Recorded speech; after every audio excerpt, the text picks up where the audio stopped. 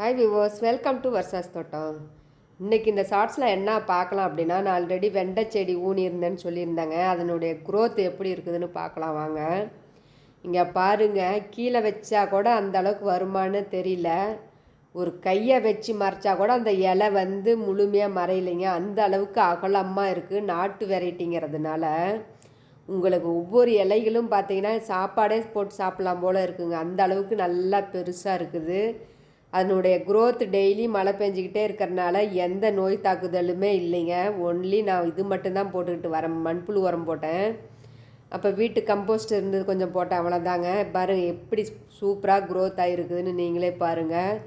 எல்லாம் இன்னமே தான் மொட்டு வரப்போகுதுங்க. நான் அடுத்த வீடியோவில் உங்களுக்கு பூ பூக்கிறத காட்டேன். இங்கே பாருங்கள், நாட்டு வெரைட்டி வெண்டைக்காய். நீங்கள் இந்த டைமு இப்போ விதைகள் இருந்தால் நீங்கள் ஊனலாம், கண்டிப்பாக ஊனுங்க. உங்களுக்கு இது மாதிரி நல்லா க்ரோத் ஆகும்.